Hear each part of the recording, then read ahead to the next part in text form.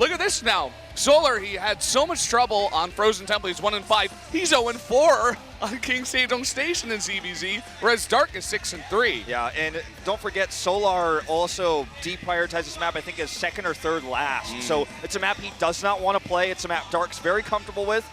And, I mean, he's played more games on this map in general as well. This is kind of one of our standard maps in the pool. It's considered, in fact, by many to be the most standard. It's been played in over 2 expansions. Yeah. Guys, we're going to jump into game number 2 right now. We'll see if Solar can bring it back, or is Dark going to continue his lead.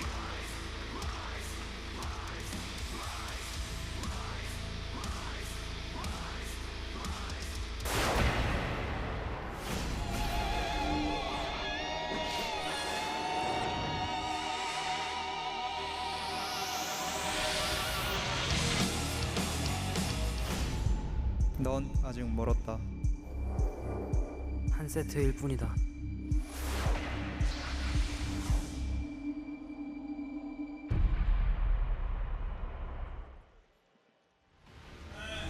Here we go once again, going into game number 2 on King Sejong Station. Down here in the bottom right, in the red, taking game number 1, he is Dark. There he is, the defending champion. Takes 1 win, and it takes that important lead. His opponent to the top left in blue, it is Solar. The player from Samsung here. Samsung has, been known for having great Zerg players. Roro, one of the more recent Samsung Star League winners. Of course, an ex-Samsung player. And, we actually had in that interview video where Solar said, what was your hardest time? He said, well, when a lot of people left Samsung, and I had to step it up. It was me who was being played in the ace matches. I was the carry for the team, and I wasn't used to that. That's when we had Reality leave temporarily. It's, Roro leave, amongst others. And the team roster was definitely massively changed for StarCraft 2 for Samsung at that time. And, I think Solar did step up. And now he's here in a finals as Samsung's representative. And when you think about teams, the big ones you think of for finalists, for champions, and people that go to finals, people that make top 4, you think SKT, you think KT, and more recently you think Jin Air. But you don't think about MVP, you don't think about Samsung as much. And I think that is saying something about his skill level compared to everybody else. Yeah, very, very true. You can see getting into this game, very, very similar builds. I think the hats, or maybe the pool was a little bit faster for Solar, but his gas was delayed a little bit here. And once again, look at this. Dark going for a very fast lair and a Roach Horn. He's going to make a little wall here at the front. We have a macro hatchery actually in the main here for Solar, something we very rarely see, especially in this matchup. It's very uncommon because you would just normally have your third base at your expansion location. So now the advantage of this is, nice scout here. He does get in. No denial there by Dark. So the advantages of this are really basically based on him being able to hide that he has extra larva. This is similar to hiding gateways or something like that. Obviously, you're going to get more production in a safer way. If Dark is planning on attacking, then, obviously that hatchery is not vulnerable. You can drone up heavily, then take a safer third. But this often means aggression. He wants to use extra larva to do a big roach push, keep that hidden from Dark. Dark's not using his Overlord to scout the main right now. And look at this tight wall. He does not want Dark to know he has that extra hatchery, and the Overlord is not coming in. So this will be kept a secret for the time being. Dark's not going to know. Yeah, and at the same time, as you were saying, Solar got that really nice scout. He knows exactly what's coming. Scouted the front, saw the Roach Horn, saw the very fast lair. And Dark going for a very similar build that he did in the last game. Just going for roach speed, +1. Going to start pumping out those roaches here in just a bit. He's been safe himself. He hasn't taken a very early third base or anything like that. And look at this from Solar.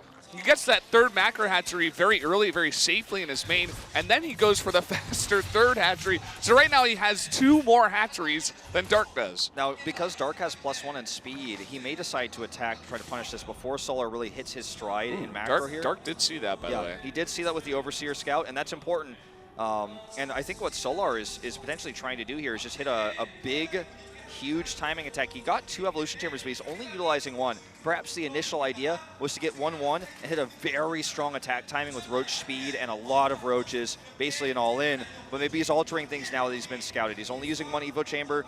He's taking that 3rd base. And I think this is going to become a more even game overall. Dark is going over here to put on some pressure, though.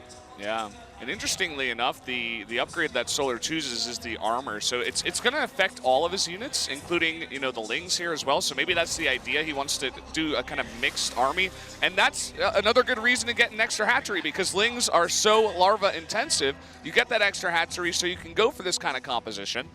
And I'm sure that Dark has seen this before. Let's see how he handles it, though. He's really coming out here far. Now, he wants to use the Ling Ravager combo. The Lings surround the roaches, then you use the Biles on top of them while they're immobile. This is what he's going to do here. There's the trap, and here's the Bile. It connects. Not a massive hit here, but Dark's army is somewhat fragmented here. Does get a few more roaches coming over, but these Lings are really doing work. Those roaches, though, that are coming over here for Dark, really helping out on the high ground here. At the end of the day, it's just going to be a even trade, basically. Kangmin Su has lost it again. Oh boy, oh, the man. memes. They're reaching hard on that one. Hashtag dad jokes. But look at this. Dark is getting burrow movement for his roaches right now. He has the much faster +1. It's finished. Obviously, attack is better than armor for roaches because of their nature of burst damage. Ooh, bit of a whiff there. But he's also getting burrow, obviously. He's not going to get burrow movement without that. But he's going for a really sneaky tech build, and he does see this huge Ling count. He was trying to deny that scout with the Corrosive Biles, but now Dark sees it. He needs to prepare. He needs to get on this high ground. He may just have to let his 3rd base go. 64 Lings with all that extra larva. That's an unbelievable amount of units, and here we go, trying to go for this around once again. Really nice splits, though, from Dark. Look at the positioning. He's in a bit of a donut, but that lets the Lings get that surface area. This might just be too much. Yeah, he can't pack the roaches together, because otherwise, if he does that, he's going to be, you know, vulnerable to Biles. But if he splits them apart, then he's going to get surrounded. This is a really cool composition here from Solar. He's made this combo, which is normally not possible to have this many Lings. It's only possible with a macro hatch, and that's what we see here. Targeting larva as well. Some of the drones will escape, but it doesn't matter. This game is basically won. He will kill the 3rd base.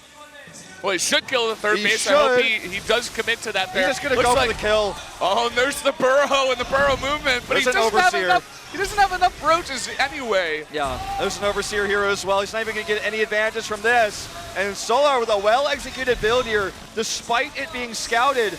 Looks like we'll tie up the series here in our grand finals. Very smart play, and he wins his first CBZ on this map. And there you have it. Yeah, you can see Dark, he really wants to try to stay in this one and micro his way back, but the hatchery goes down. He doesn't even have drones. GG! There you go. He doesn't even have drones at his 3rd base. There's no way he could transition, even though he has 3 bases.